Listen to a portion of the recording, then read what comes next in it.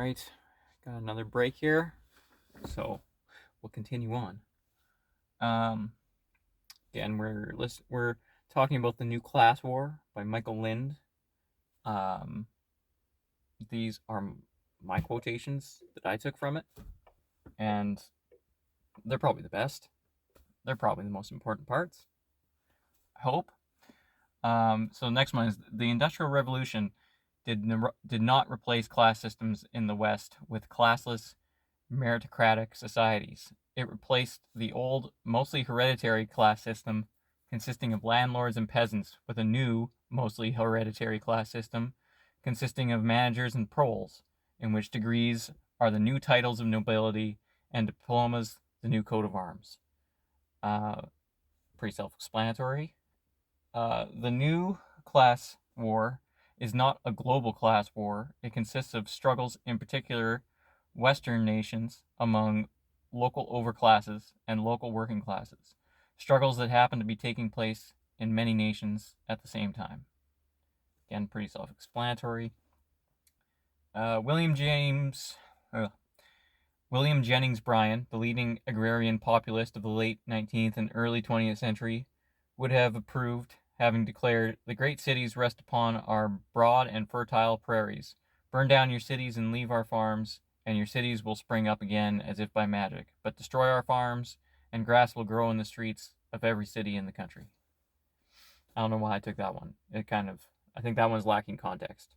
There was probably paragraphs before that.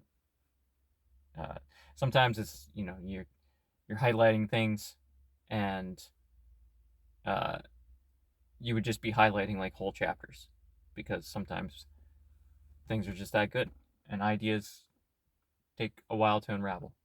But do what you want with that one. I don't know.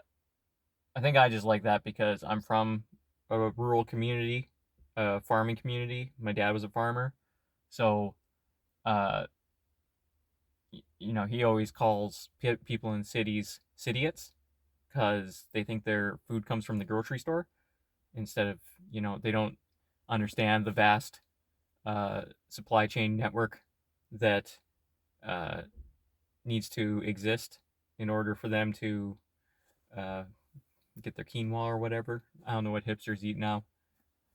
Probably something with soy, just assuming. Um, but yeah, they're going to find out. They're going to find out. Or they probably still won't, even if there's supply chain collapses and stuff coming, which I think is pretty goddamn likely. Um, they'll just blame corporations or something and not realize that it's mostly government policies driving this, mostly bureaucrats that don't really know what they're doing, pushing policies that they think they like, but don't really uh, consider the unintended consequences of those policies. Um, so yeah, the cities need farms more than farms need cities. Let's put it that way. Uh, in a democratic pluralist system, occupational representation does not replace representative democracy based on free elections of representatives from territorial districts or the country as a whole, but the unregulated labor market is partly replaced by a state brokered system of bargaining over wages and working conditions among employers or employer associations and independent trade unions or other labor organization. Yeah, that one needs a little bit of unpacking, I think. Democratic pluralistic system, occupational representation. Representation. So that would be like your unions, I guess. Does not replace representative democracy based on free elections of representatives. But the unregulated labor market is partly replaced by a state brokered system of bargaining over wages and working conditions among employers.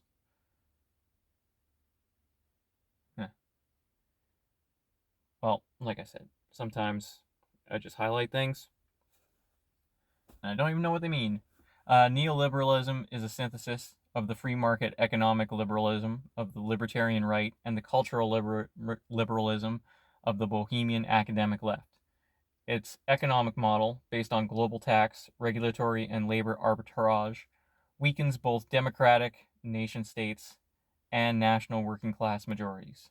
Its preferred model of government is apolitical, anti-majoritarian, elitist, and technocratic. No arguments there. Um,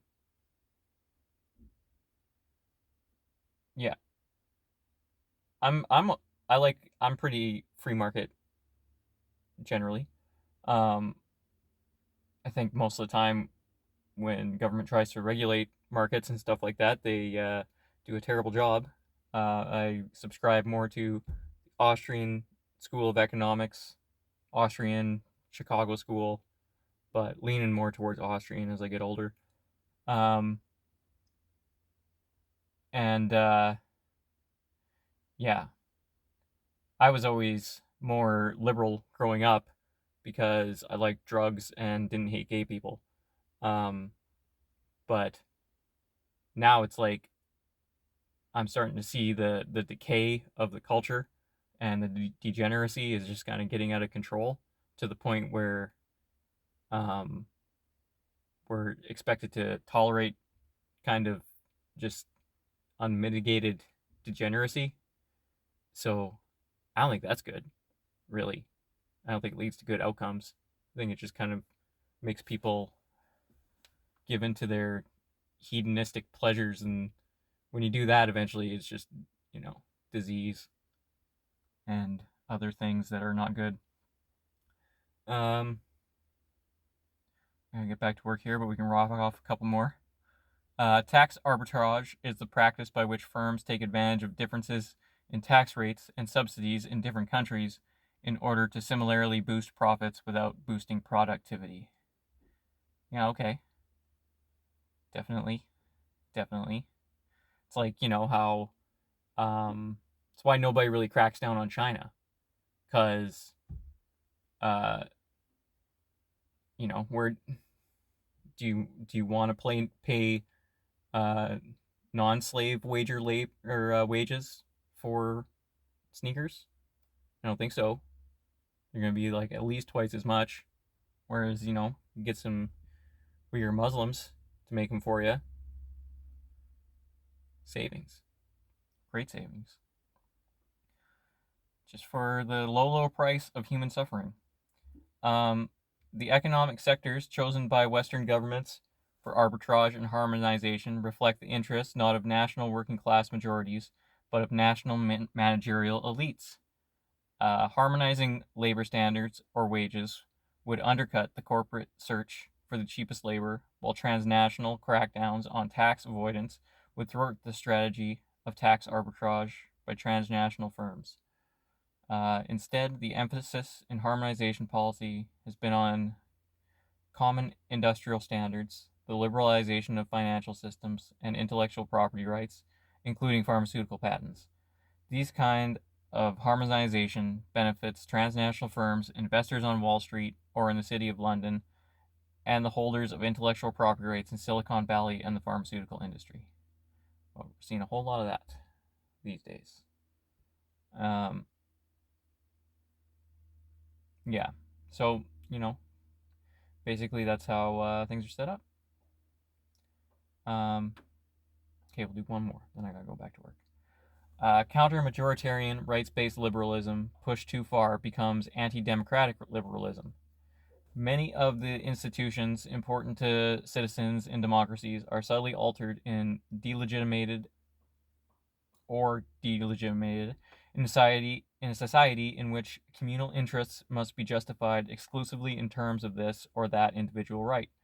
Churches and clubs and families, to name three examples, are impossible to justify on the basis of contracts among rights-bearing individuals as though they were mere business partnerships.